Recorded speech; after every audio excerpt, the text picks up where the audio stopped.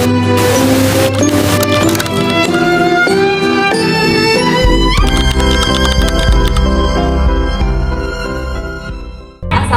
warahmatullahi wabarakatuh.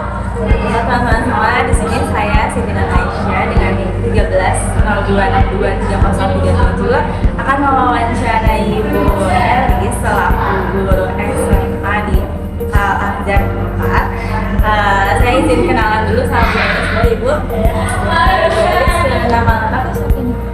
Saya Sinasi. Ibu di SMA udah ngajar berapa? Saya sudah bekerja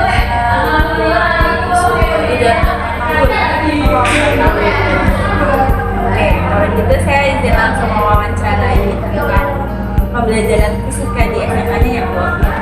Yang pertama, dalam merancang pembelajaran fisika, gimana Bu Elis ini menerapkan capaian pembelajaran dan tujuan pembelajaran sehingga selaras dengan kebutuhan di kelas itu.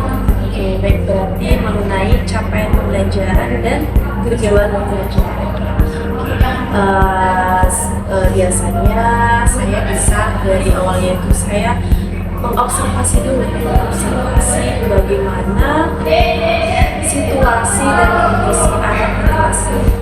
Nah, dari situ saya bisa menentukan capaian pembelajaran apa yang akan diterapkan untuk pembelajaran ini, sehingga nanti akan diselaraskan dengan tujuan pembelajaran itu sendiri.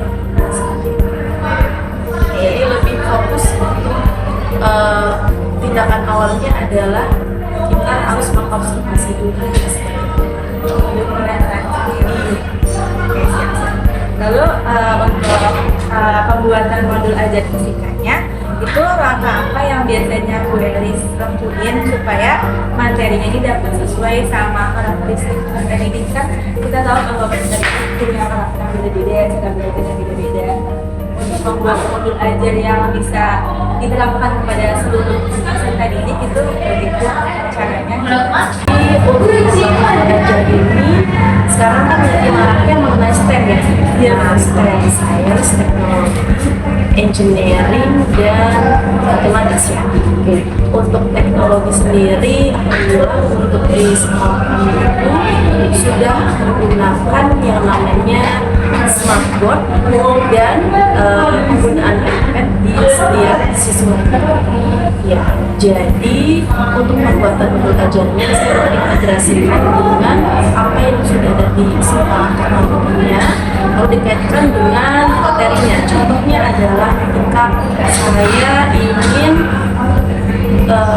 menjelaskan mengenai materi listrik seperti itu. Misalkan saya akan belajar materi listrik, misalkan saya bisa menjelaskan terlebih dahulu bagaimana suatu rangkaian dengan misalkan kita menggunakan simbol dari pet ya.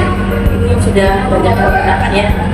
Contohnya kita menggunakan saya coba mencontohkan di simbol, lalu anak-anak saya kasih contoh rangkaian yang lain, lalu mereka menyelesaikan dengan caranya mereka sendiri, atau saya bisa juga memberikan suatu soal cerita seperti itu, lalu nanti mereka merangkai seperti apa rangkaiannya dan menentukan bagaimana implementasinya. Jadi seperti itu untuk integrasian dari teknologi, dan di sana juga bisa kita menilai di bagian sains dan di bagian matematiknya. Di sana anak-anak bisa menghitung misalkan mengenai anggatannya, kasusnya, dan lain-lain seperti itu. Selanjutnya untuk tadi pengintegrasian ke modul ajarnya ya, integrasi modul ajarnya. Dan tadi ya bahwa ketika pembuatan modul ajar itu yang pertama tadi untuk pertanyaan awal itu kita sudah mengetahui anak-anak itu kriteria seperti apa ya. Lalu kita bisa membuat modul ajar itu dengan melihat kondisi selanjutnya. Dengan hal ini kita bisa merancang nih kira-kira pembelajaran apa yang tepat yang akan kita ambil berdasarkan dengan kasus yang di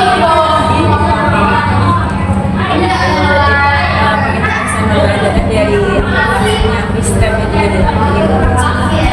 kita lanjut ke yaitu untuk untuk sebelum memulai topik baru, apakah Bu Elis ini melakukan identifikasi kemampuan awal dari siswa peserta didiknya, atau kalau misalkan iya, bagaimana informasi tersebut mempengaruhi desain pembelajaran yang akan Bu Elis lakukan?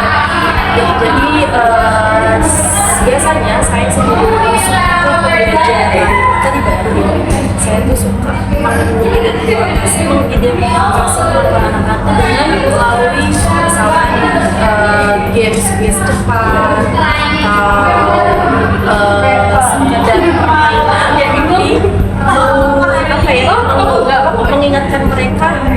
Biasanya kalau materi fisika di SMP ini sudah mendalaminya saja. Nah, saya bisa mengingatkan kira-kira untuk materi ini anak-anak sudah masih ingat atau sudah lupa.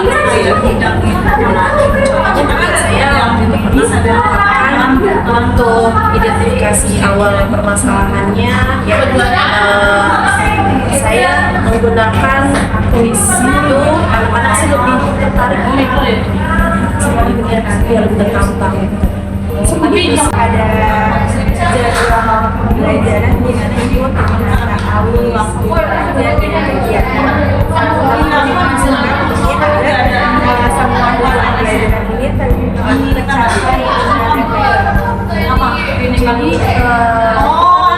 Jadi belajar fisika ya, ada fisika sendiri yang namanya fenomena yang ada di sekitar kita.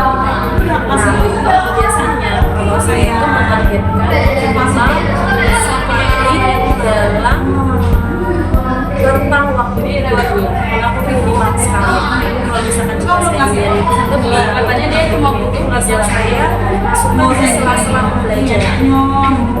Jadi saya integrasikan dari misalkan nih, misalkan itu tadi yang saya sebutkan tadi, misalkan saya ingin menjelaskan mengenai materi seperti karena saya bisa membuat anak-anak itu sekalian untuk praktikkan secara akurat. Sebab itu saya bisa menjelaskan mengenai materi itu sendiri. Misalkan bisa mungkin dilakukan sama jika pengalaman dalam pembelajaran fisika seperti medis ya, bentuk respon dari siswa. Mereka juga hari ini ada praktikum ya, teman-teman aku sangat antusias pasti menyempatkan dalam staf itu selalu ada praktikum yang lain. Lalu saat melakukan penilaian, bagaimana Bu Elis menggunakan hasil tersebut untuk memperbaiki strategi biasanya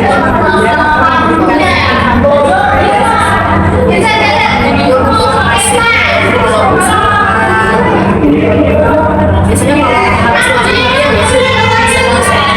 saya bisa mereview terkait kemungkinan apa sih yang mereka rasakan, apa yang mereka kesukaan di mana. Saya bisa nanti supaya bisa saya jadikan bahan untuk pembuatan sekolah misalkan ulangan nanti semester. Jadi lebih menyesuaikan ke kemampuan siswa.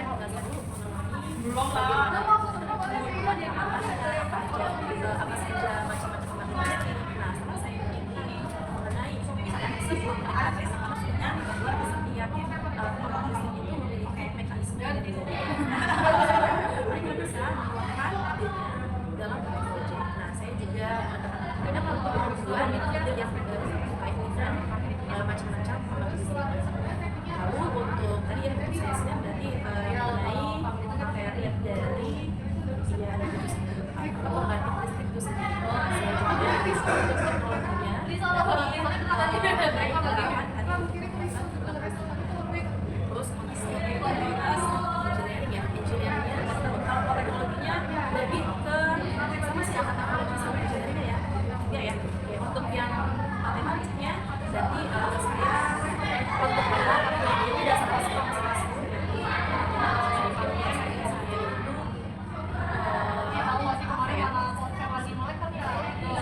Untuk anak-anak menghitung berapa besar yang